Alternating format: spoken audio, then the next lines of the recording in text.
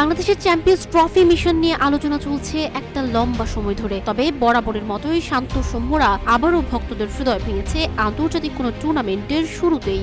গতকাল ভারতের বিপক্ষে চ্যাম্পিয়ন্স ট্রফিতে নিজেদের প্রথম ম্যাচে 6 উইকেটে হেরে হতাশাজনক শুরু করেছে টাইগাররা। এই ম্যাচে বাংলাদেশের হারের পেছনে কারণ কি?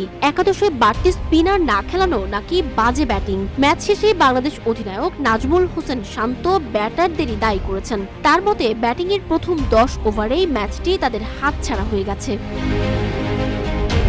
দুবাইয়ে টসে জিতে প্রথমে ব্যাট করতে নেমে 8.3 ওভার শেষে বাংলাদেশের স্কোর দাঁড়ায় 5 উইকেটে 35 রান।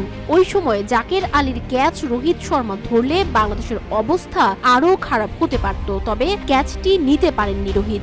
শেষ পর্যন্ত 228 রান করে বাংলাদেশ, যেখানে তাওহিদ হৃদয় 1 সেঞ্চুরি হাঁকান এবং জাকের আলী করেন 68 রান। তবে 228 রানের পুঁজি নিয়ে ভারতের বিপক্ষে তেমন লড়াই করতে পারেনি বাংলাদেশ। তারা 6 উইকেটের বড় ব্যবধানে ম্যাচটি হেরে যায়।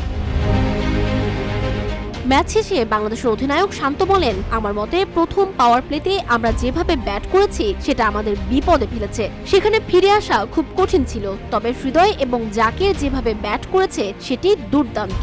ফিল্ডিং এর সময় আমরা কিছু ভুল করেছি, ক্যাচ ফসকিয়েছি এবং রান আউটের সুযোগ হাতছাড়া করেছি। দুবাইয়ের পিচে দলে একজন বাড়তি স্পিনার থাকলে ভারতের উপর আরও চাপ সৃষ্টি করা যেত। একাদশ নির্বাচনে কোনো ভুল ছিল কিনা এমন প্রশ্নের উত্তরে বাংলাদেশের অধিনায়ক বলেন, প্রথম একাদশে বাড়তি স্পিনারের প্রয়োজন ছিল বলে আমি মনে করি না, বরং যদি নতুন বলে ভারতের উইকেট তুলে নেওয়া যেত তাহলে ফলাফল ভিন্ন হতে পারত।